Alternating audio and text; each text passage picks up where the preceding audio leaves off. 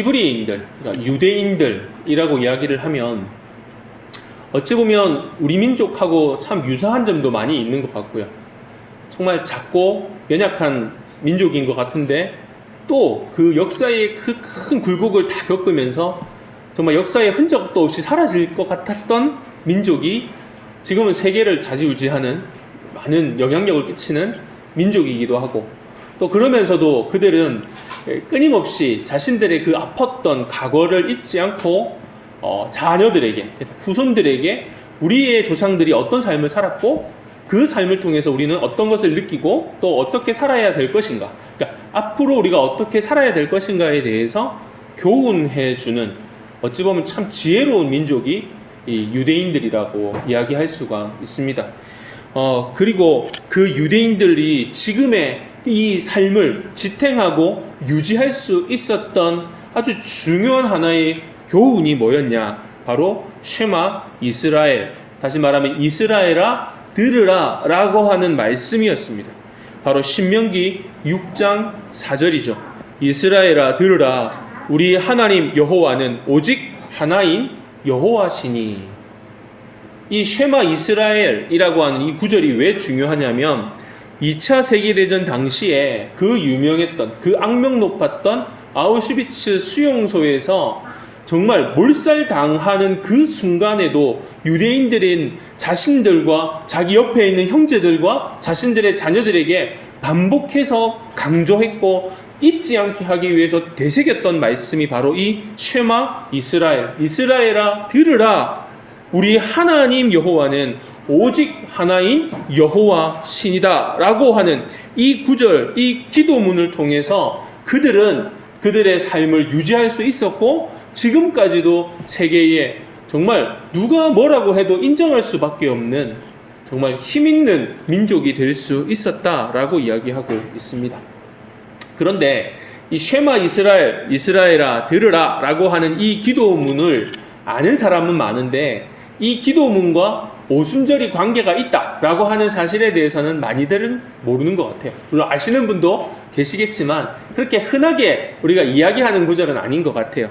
그런데 이제 이 기도문이 오순절과 관계가 있습니다 이렇게 이야기하면 또 이렇게 묻는 사람도 있겠죠. 목사님, 오늘은 오순절이 아니라 맥추절인데 왜 맥추절날 오순절 이야기를 하십니까? 라고 이야기하실지도 모르겠지만 이제 이 절기가 이스라엘의 절기에 이 맥추절의 다른 이름이 오순절이고 칠칠절이라고도 합니다. 그래서 오늘 맥추절에 대한 이야기를 하면서 우리는 이스라엘의 역사를 이야기를 해야 되고 이스라엘의 절기에 대해서도 한번 같이 살펴보아야 합니다. 오늘 성경에 나오고 있는 이 맥추절을 이야기할 때 출애굽기 23장은 3대 절기, 첫 번째 절기로 무교병의 절기를 지키라 라고 이야기를 하죠. 그런데 이 무교절의 절기를 지키라, 무교병의 절기를 지키라 할 때 이 무교병으로 대표되는 절기가 우리가 잘 아는 유월절이죠. 유월절. 유월절날 우리가 해야 될 일들 중에 무엇이 있었습니까? 바로 수양을 불에 구워 먹는 그 이스라엘의 풍습에 대해서 우리가 알게 되는 것이죠. 다시 말해서 하나님께서 이스라엘 민족들을 출애굽의 그 박해 가운데서, 그 고통 가운데서 그들의 신음소리를 들으시고 구원해내신 그 절기가 바로 유월절이 되는 겁니다. 우리의 정월에 해당하는 니산월 14일에 지키는 절기로 1월 14일 해질 무렵부터 시작하는 절기가 바로 유월절이 되는 겁니다. 이 유월절이 될 때는 우리가 잘 아는 이 나흘 전부터 준비했던 수양을 잡아다가 어떻게 합니까? 먹어야 돼요. 근데 여러분, 이때 먹고 남은 양들은 다 불에 태워서 없애야 되는 거죠. 또 하나가 뭐가 있었습니까? 그 양의 피를 받아서 어떻게 해요? 문설주, 그러니까 요즘 말로 하면 문틀, 문기둥 이런 곳에다가 발랐어요. 왜 발랐습니까? 그 피 바른 문설주에 발려져 있는 피를 보고 죽음의 천사가 넘어갔다, 죽음의 신이 넘어갔다 라고 하는 것이 바로 이스라엘의 절기의 의미였기 때문이죠. 자, 그리고 이 절기가 바로 정말 이스라엘에게 있어서는 너무나도 중요했기 때문에 다른 절기와 다른 점 중에 하나가 뭐냐면 만약에 뭐 외국에 나가 있다거나 아니면 피치 못할 상황으로 이 절기, 6월절 절기를 지키지 못하면 이스라엘의 전통에는 한 달 뒤, 그러니까 12월 14일이 됐을 때 반드시 지키지 못했던, 그러니까 전달에 지키지 못한 사람은 한 달 뒤에 반드시 이 절기를 지켜야 하는 아주 중요한 절기가 바로 6월절이었습니다. 자, 그리고 이제 좀 절기 이야기를 해야 되는데요. 이스라엘의 절기의 특징이 뭐냐면 계속 이어져요. 예. 그래서 조금 여러분이 집중해서 들으셔야 되고요. 예. 집중해서 이어지는 내용들을 제가 설명할 때 한번 좀 잘 한번 생각을 해 보십시오. 자, 6월절이 1월이라고 했죠. 1월. 그죠? 12월 14일이었거든요. 그러니까 14일날 6월절 절기를 시작하고 그 다음 날인 15일부터 7일간, 그러니까 날짜로 따지면 1월 21일까지 그게 바로 뭐냐? 오늘 우리가 읽었던 본문에 나오는 무교병의 절기가 되는 거예요. 그러니까 누룩 없는 빵을 먹는 거. 그러니까 1월 14일 밤부터 시작되는 6월절 절기가 그 다음 날이 되면 며칠입니까? 15일. 그러니까 15일부터 일주일, 그러니까 21일까지 이제 빵을 구워서, 그들은 밥이 빵이니까, 그죠? 근데 거기에 누룩을 넣어서 빵을 부풀려 먹어야 되는데, 이때는 어떤 날이에요? 급하게, 그죠? 밤에 하나님께서 명령하시면 급하게 출애굽, 이제 탈출을 해야 되는 상황이니까 막 발효시키고 이럴 겨를이 없는 거예요. 그죠? 상황 자체가. 그러니까 어떻게 되는 거야? 밀로 반죽을 해서 바로 어떻게 되는 거야? 그냥 구워서 먹어야 되는. 그래서 과거의 그때의 그 상황을 다시 재현하는 거예요. 교훈을 받기 위해서. 그래서 무교절 기간을 지나게 됩니다. 자, 그리고 이 21일이 되는 거죠. 그러니까 일주일 동안 무교병의 절기를 지키고 21일 날 되는 날, 마지막 날, 그러니까 처음 시작하는 15일 그리고 끝나는 21일 날, 요 두 번의 날에 뭘 하냐? 이제 백성들이 다 성회로 모이는 거예요. 다 같이 모여서 예배를 드리는 거죠. 자, 그리고 맥추절과 직접적인 연관이 있는 절기가 바로 초실절인데, 초실절이 언제냐? 바로 6월절이 딱 시작되고 14일날 6월절이 시작되고 맞이하게 되는 첫 번째 안식일. 이해가 되십니까? 첫 번째 토요일이 되는 거예요. 지금 우리 요일로 따지면 토요일입니다. 첫 번째 토요일날 모여서 하나님 앞에 첫 번째 수확했던 보릿단을 들어서 바치는 절기가 바로 초실절이에요. 이해가 되시죠? 약간 초실 이러니까 느낌이 좀 오시죠? 그죠? 이 실과 곡식 이렇게 되는 거죠. 그것을 들여서 하나님께 올려드리는 감사의 제사를 드리는 날이 초실절이 되는 거고요. 이때 첫 번째 바쳤던 보릿단의 이름이 있는데 그걸 오메르라고 부른답니다. 오메르. 그리고 이제 여기서 좀 잘 이제 맥주절이 등장을 합니다. 요 초실절로부터 해서 시작해서 7주 7주를 딱 지나는 요 절기 7주를 뭐라고 말하냐면 77절이라고 하는 겁니다. 77절. 네, 7주간. 그러니까 초실절로부터 시작되는 7주간을 77절이라고 하니까 77, 49가 되잖아요. 49일 동안 77절을 지키고 49일이 끝나는 날은 이제 뭐가 돼? 그 다음 날은 뭐가 됩니까? 50일이 되잖아요. 그 50일이 바로 뭐냐? 맥추절이 되는 거예요. 네, 맥추절. 그런데 아까 제가 시작할 때 오순절 이야기했잖아요. 오순절은 신약에 와서 펜타코스트라고 해서 신약에 와서 헬라어로 이 맥추절을 이야기할 때 오순절 이렇게 되는 거예요. 근데 여러분 보세요. 참 성경은 공부해보면요 참 신기한 게 많아요. 이게 참 섭리구나, 하나님 섭리구나 싶은 것 중에 하나가, 여러분 맥추절 나중에 우리가 지금 이야기해야 되겠지만, 여러분 오순절날 우리가 신약에 와서 마가의 다락방에서 우리가 뭘 받습니까? 성령을 받잖아요. 성령 세례를 받고 그 다음부터 이제 우리가 성령께서 내주하시는 삶을 이어가고 있거든요. 오늘까지도, 그리고 앞으로도 주님 오실 그날까지.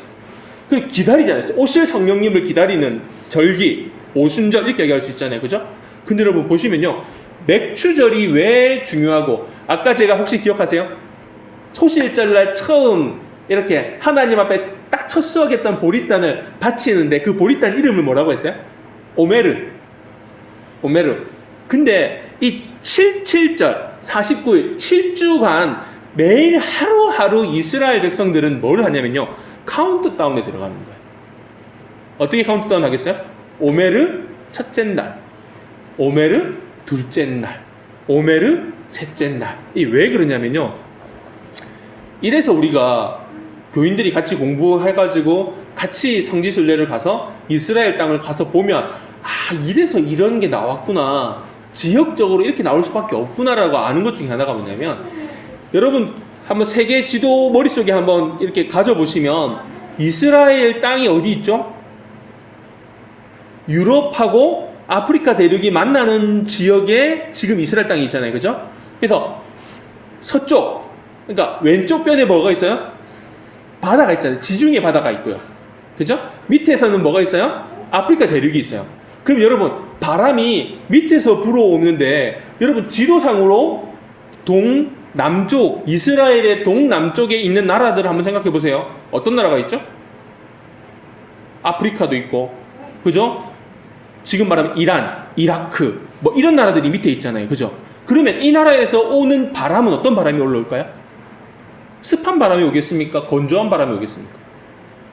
아주 뜨겁고 건조한 바람이 돌아옵니다. 그러니까 이스라엘의 동남풍은 항상 건조한 사막 기후가 올라오고요. 북서쪽에서 불어오는 바람은 어떨까요? 여러분, 북서쪽에 있는 대표적인 나라가 어느 나라예요? 유럽들이잖아요. 영국 이러면 어떤 기후가 딱 떠오르세요? 습하고, 그죠? 그죠? 그러니까 유럽의 습한 어떤 그런 지중해 쪽에서 이렇게 불어오는 습한 공기들인 거예요. 그러니까 이스라엘 사람들에게 있어서 뭐 결론적으로 이야기하면 이 7주간에 어떤 일이 벌어지냐면 7, 7, 49 요때 7대 곡식 특산물들이 이제 막 발화를 하고 익어가지고 결실을 거둘 수 있는 이스라엘 농부들에게 있어서는 정말 중요한 시기가 바로 요 77절의 시기가 되는 거죠. 이제 조금 느낌이 오시죠? 근데 이때 어떤 바람이 불어야 되냐? 기후 자체가 첫 한 주간은 어떤 바람이 불어야 되냐면 북서쪽에서 오는 습하고 차가운 바람이 불어와야 돼요. 왜 그러냐? 여러분, 이 농사를 지을 때, 이 특히 이제 밀 농사를 지을 때 밀 안에, 밀 껍질 안에 밀 알들이 막 전분을 막 많이 품고 풍성하게 익으려면 필요한 것 중에 하나가 뭐냐면 차고 습한 공기. 근데 여러분 잘 생각해 보세요. 한 주간이 지나고 그 다음 주간부터 시작해서는 뭐가 익기 시작하냐면요, 포도, 무화과, 석류, 대표적인 게 올리브 오일, 그 다음에 그 이스라엘 성지순례 가면 많이 사오는 것 중에 하나가 대추 야자, 아주 달달하고 커다란 야자, 그죠? 자, 그러면 여러분 보세요. 이런 과일들이 익을 때는 어떤 바람이 불어야 될까요? 우리나라만 생각해도 아유, 올해는 비가 와가지고 수박이 맛이 없어요. 올해는 비가 많이 와서 참외가 별로 맛이 없어요. 여름 과일에 비 오면 어떻게 돼요? 맛이 없잖아요. 마찬가지로 이때도 이 7대 과일들이, 여름 과일들이 익어갈 요 타이밍에는 어떤 바람이 불냐면 남동쪽에서, 동남쪽에서 불어오는 사막 기후가 바람이 불어 올라와야지 과일들이 잘 되는 거예요. 근데 이게 반대가 되면 어떻게 될까요? 그 해는 아사자들, 굶어 죽는 사람들이 막 발생을 하는 거예요. 왜냐면 7.7절의 첫 주간은 밀이 딱 밀싹이 탁 틀 때이기 때문에 요때 찬바람이 불어가지고 그 안에 전분이 막 이렇게 터지고 막 안에 곡식들이 꽉꽉꽉 들어차고, 일주일이 딱 지난 다음부터는 어떤 바람이 불어야 돼? 남동쪽, 동남쪽에서 따뜻하고 막 건조한 바람이 싹 불어 올라와가지고 어떻게 해야 돼요? 건조하게 만들어줘야지 바로 이 과일들이 연글기 시작하는 거예요. 잘 익기 시작하는 거예요. 자, 그런데 요 이야기를 딱 들어보면 떠오르는 우리 옛날 속담 떠오르지 않나요? 두 아들을 둔 어머니가 있는데 한 아들은 우산 팔고, 그죠? 한 아들은 집신 장수. 그러니까 비가 오면 집신 파는 아들이 걱정이 되고, 그죠? 날이 너무 좋으면 우산 장수 아들이 걱정되는 것처럼. 그러니까 이스라엘 사람들에게 있어서는 이 바람에 의한 그 해의 공식들, 뭐 과일들이 정말 풍년이 되느냐, 아니면은 흉년이 돼서 막 굶어 죽는 사람들이 발생하느냐, 어떻게 보면 한마디로 말하면 뭐가 되는 거예요? 생사가 걸려있는 절기가 바로 7.7절이 되는 거예요. 그러니까 이 7.7절을 끝내고, 그죠? 49일간의 이 기다림을 다 끝내고 모든 백성들이 다 하나님 앞에 모아가지고 하나님 앞에 절기를 지키는 절기가 바로 오늘 맥추절이 되는 거죠. 여러분, 맥추절의 의미가 얼마나 중요한가라고 이야기하면, 다시 말해서 정말 이 맥추절은 한마디로 말하면 뭡니까? 생사가 걸려있는. 그래서 참 신기하게 이 하나님께서 이스라엘 백성들이 출애굽을 하는, 그러니까 여러분 지금 이 출애굽기 23장은 이스라엘 백성들이 가나안 땅에 들어간 이후입니까? 이전입니까? 이전이거든요. 아직 들어가지도 않았어요. 농사 아직 짓지도 않았어요. 근데 하나님께서 미리 이야기하시는 이유가 뭘까요? 또 한 가지, 하나님께서 이스라엘 백성들에게 직접 하나님께서 뭐 쉽게 말하면 아주 자세하게 어떻게 만들어야 되는 것까지 다 알려주고, 만드는 사람들에게 정말 성령의 감동까지 주셔가지고 만들었던 것 중에 하나가 뭐였습니까? 성막. 그죠? 성막, 그 안에 지성소, 하나님이 임재하시는 곳을 만들 때 성막에 딱 문을 열고 들어가면, 성막의 문은 동쪽에서 이렇게 들어가게 돼, 동쪽 입구를 통해서 들어가게 되는데, 북쪽에는 뭐가 있냐면 떡상이 있어요. 떡을 올려놓는 떡상. 남쪽에는 뭐가 있을까요? 촛대가 있었어요. 이것도 의미가 있잖아요. 북쪽에 올려지는 떡은 뭘로 만들어요? 밀로 만들어요. 그러니까 북쪽에서 오는 차가운 바람을 맞아야 되고, 남쪽에서 바람이 불어서 잘 연그러야 되는 올리브의 기름을 짜서 뭘 피워요? 촛대에서 촛불을 켰던 거예요. 등잔을 킨 거죠. 그러니까 이 성막 안에 놓여져 있는 기물들의 위치까지도 다 어떤 게 있어요? 의미를 가지고 백성들로 하여금 잊지 않게 하시려고 하나님께서 작정을 하시는 거죠. 자, 이게 왜 중요할까요? 여러분, 이스라엘 사람들이 출애굽, 아까 우리 여주도 저한테 물어봤지만 출 이집트, 그죠? 이집트에서 이스라엘 백성들이 했던 게 뭐였어요? 농사지었잖아요. 이집트 농사법은 뭡니까? 어머니 나일강을 의지해서 농사를 짓는 거예요. 딱 절기가 되면은 나일강이 자체적으로 뭘 합니까? 범람을 합니다. 여러분 세계사 시간에 배웠겠지만 이 나일강이 범람을 하면요, 그 뚝처럼 제방을 쌓아놓는데 이 제방을 넘어서 물이 확 넘어올 때 그 물을 받아서 뭐 하는 거예요? 밀농사를 짓는 거예요. 그래서 이집트는 그 곡창지대가 많았고요, 나일강 주변으로 농사를 짓는 이 농사가 엄청나게 발달되어 있었어요.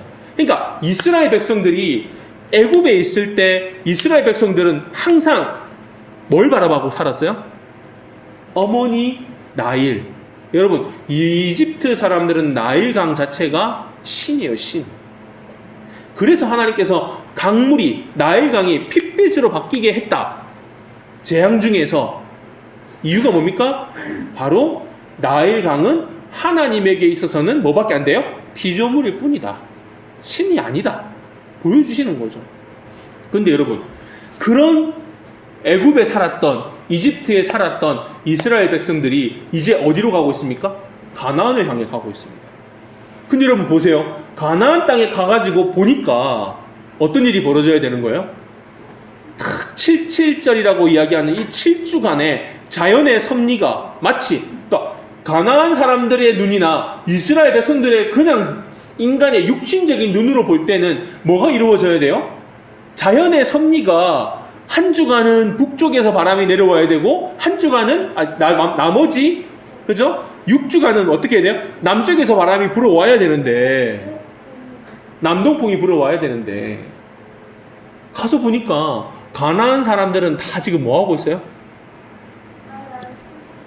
아니, 가나안 사람이라고 해서 북서풍과 남동풍이 안 필요한 게 아니잖아요. 그들도 농사 지으려면 똑같이 그 시기에 그 바람이 불어와 줘야 되는 거잖아요. 그래서 발달한 게 뭐예요? 그 유명한 이스라엘이 끊임없이 하나님을 배반하고 하나님 앞에서 범죄하게 만들었던 신, 바알신. 여러분, 바알신이 바로 농사의 신, 농사의 신. 그러니까 하나님의 볼 때에 이스라엘 백성들은 분명히 얘들 그냥 보냈다가는 가나안 땅 들어가서 뭐 하고 있겠어요? 그저 가나안 사람들은 따라서 똑같이 그 이방 신들한테 가가지고 우상 숭배하고 난리가 날 거라는 거예요. 그러니까 하나님께서 어떻게 하시는 거예요? 미리 뭐 하시는 거예요? 예방주사를 맞게 하시는 거예요. 그래서 여러분 그 유명한 쉐마 이스라엘아 들어라. 여러분 아까 쉐마 이스라엘이 그 신명기 6장이라고 했잖아요. 신명기 6장. 신명기 내용 자체가 뭡니까? 제발 명심해라. 나는 못 가. 나는 못 들어가. 내 역할은 여기까지야. 하나님이 나를 너희가 요 입구까지 오게 하는 게 하나님이 나에게 주신 역할이고 나는 여기서 죽고 너희는 가나안 땅에 들어갈 거야. 내 수종을 들었던 여호수아가 너희들을 데리고 들어갈 건데 제발 부탁이야. 너희들 제발 좀 들어라 좀. 제발 이스라엘아 좀 들어라. 하나님은 한 분밖에 없다.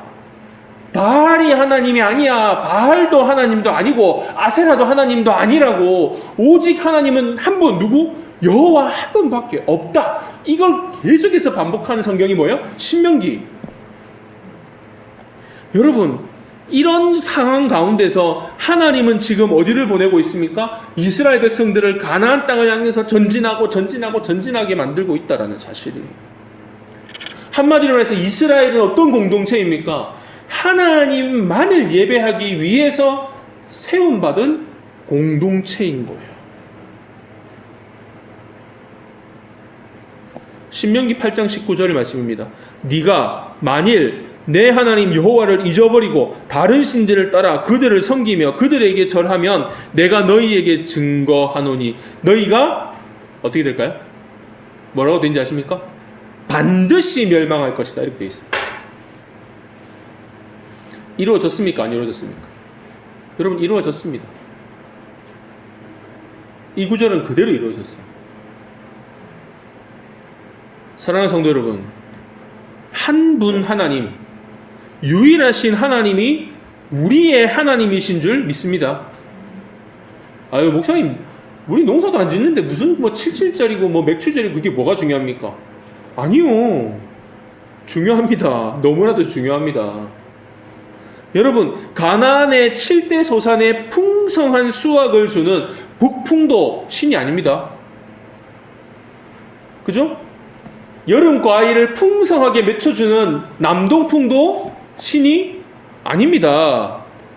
오직 우주를 주관하시는 분은 누구예요? 하나님이십니다. 그러면 오늘 우리가 이 말씀을 받을 때 지금 이 문제는 어떤 문제가 된 거예요? 생존의 문제다라고 얘기하고 있어요. 여러분 맥추절은 어떤 문제라고요? 생존의 문제입니다. 오늘 이 시대에 2021년에 이 맥추절을 지키는 우리가 오늘 이 말씀을 받을 때 맥추절을 지킬 때 우리가 반드시 깨달아야 되고 자각해야 되는 것이 뭡니까? 절기 지키는 거는 절기를 지켜가지고 복 받는 게 아니라 이 절기는 뭘 의미하는 거예요? 생존을 이야기해요. 생존을. 저와 여러분의 생존을 이야기하는 거예요. 지키라. 아니면 반드시 멸망한다. 저는 성경에다가 신명기 8장 19절에 멸망할 때 앞에다가 반드시에다가 동그라미 쳤거든요. 반드시. 필히. 꼭.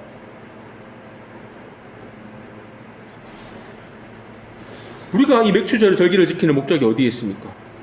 여러분 우리의 삶의 풍성함은 내 능력이나 내 아버지, 내 어머니의 풍성함이나 내 직장이 주는 혜택이 아니라 하나님이 주시는 내 삶의 풍성한 은혜인 줄 믿습니다. 우리가 말로만 하나님 사랑합니다, 말로만 하나님께서 주셨습니다 라고 고백할 것이 아니라 말로는 하나님입니다 라고 이야기하면서 결국 나의 풍요로움을 위해서 세상에 가가지고 머리를 숙이고 있는 우리의 모습은 아닌지 돌아봐야 됩니다.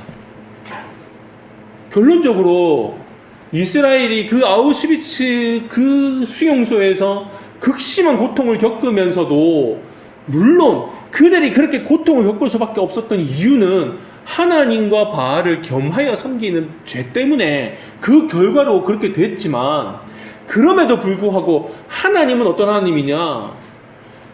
끝까지 자신들을 믿고 의지하는 하나님이십니다 라고 고백하는 그들의 그 신음소리를 외면하지 않고 끝까지 들으시고 응답하시는 하나님이라는 거죠.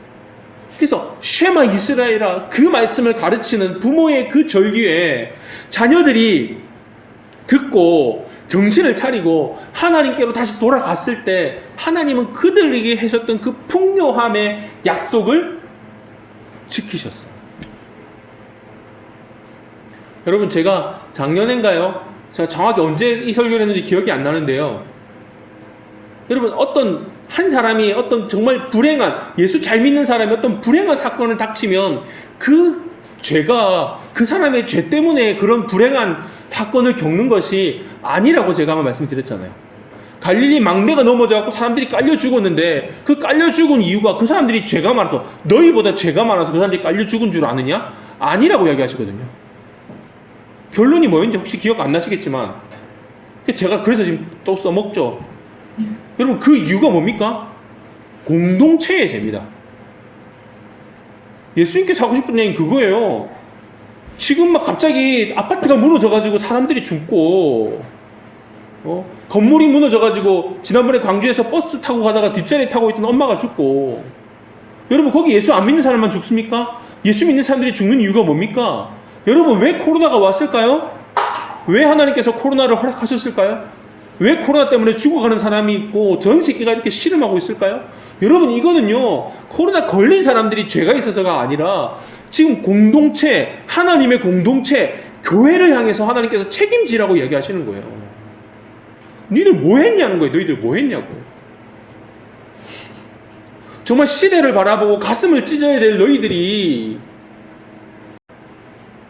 오늘 우리가 보잖아요. 여러분, 맥추절은요, 생존의 문제예요. 생존의 문제. 반드시 멸망한다고요.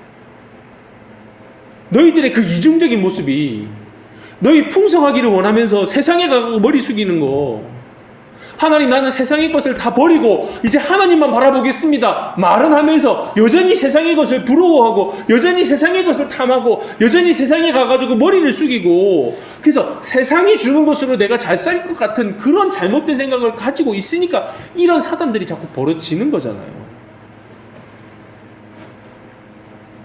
왜 거룩한 부자가 자꾸 안 나타날까요? 기업을 하는 사람들이, 장로가 기업을 하고 집사가 기업을 하면, 성도가 기업을 하면 거룩한 부자가 나와야 되는 거 아닌가요? 여러분, 제가 개인적으로 영화 배우가 윌 스미스거든요. 흑인 영화 배우잖아요. 제가 그 사람을 참 좋아하는 이유가 그 사람 이미지가 되게 반듯해서 좋아했거든요. 몰랐는데 윌 스미스가 처음 이 연예계에 딱 데뷔를 할 때 가수로 데뷔를 했었대요. 그 랩하는 래퍼로. 근데 이 사람이 인기를 끌었던 이유 중에 하나가 뭔지 아십니까? 여러분 알다시피 랩에 욕이 엄청 많이 들어가잖아요. 비속어, 막 사람 경멸한 이런 말들. 근데 이 윌 스미스가 인기를 끌었던 이유가 뭐냐면은, 그 윌 스미스가 친구랑 같이, 그 유명한 가수래요. 그 친구랑 같이 친하게 지냈더니 18세 때인가 그랬대요. 하여튼 어릴 때 가수로 데뷔를 했는데, 음반을 냈는데 랩이 너무 건전한 내용의 랩을 했대요. 그러니까 오히려 래퍼들이 막 비난을 하고 그랬대요. 막 그게 무슨 랩이냐 뭐 그러면서 막 비난을 했는데, 오히려 그 음악을 듣는 이, 뭐라고 말해야 되죠? 팬들이라고 해야 되나요? 사람 너무 좋아했대요. 여러분, 왜 예수 믿는 사람은 그러면 안 된가요? 왜 예수 믿는 사람들이 관례라는 의미로 다른 사람들하고 똑같이 죄를 지으면서 살아요?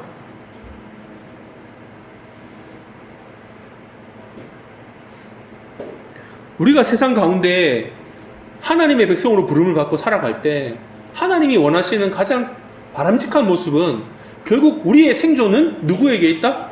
하나님께 있다. 그래서 저 이집트에서 나일강만 바라보던, 우상만 바라보던 이스라엘 백성들에게 하나님이 이제 뭐라고 말씀하시는 거야? 나만 바라봐. 그죠? 나만 바라봐요. 아니야, 나일강이 너희를 먹여 살려주는 어머니가 아니라고.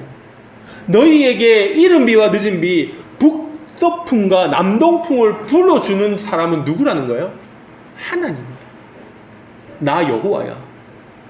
너희들의 생존의 문제를 해결해 줄 신은 바알이 아니라 오직 한 분, 여호와께서 너희들을 먹여 살려주실 거야. 그러니까 이제 너희들 그 애굽 땅에서, 이집트 땅에서 이렇게 나해강만 바라보던 그 너희들의 삶을 이제 버리고 뭐 하라는 거야?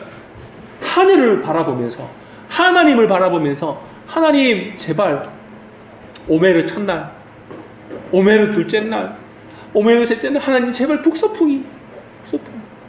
그것도 언제까지만 딱 불어야 돼요? 일주일만. 하나님 8일째부터 여름 올리브가 이제 꽃을, 봉오리를 틔우기 시작하는데, 이때 하나님 북서풍 불면 큰일 납니다. 다 얼어 죽습니다. 냉해가 있습니다. 하나님 이제 밑에서 따뜻한 바람 불어오게 해주세요.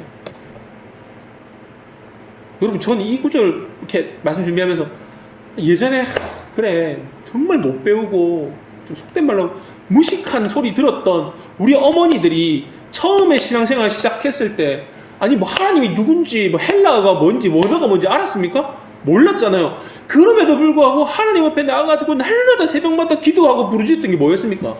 하나님 제발 우리 자식들. 여러분, 그 기도를 절대로 무시할 수가 없어요. 엉뚱하게 구하고 잘못 구했을 수도 있어요. 그럼에도 불구하고 하나님은 어떻게 하십니까? 참고 기다려주시고 귀를 기울여주시는 거예요. 여러분, 정말 다 망할 거야 라고 해서 망해가는 이스라엘, 정말 망했던 이스라엘, 그래도 그 안에 남아있던 그루터기, 남아있는 생존자들의 그 귀 기울이신 하나님, 오늘의 우리 하나님이십니다. 오늘의 우리 하나님. 결론입니다.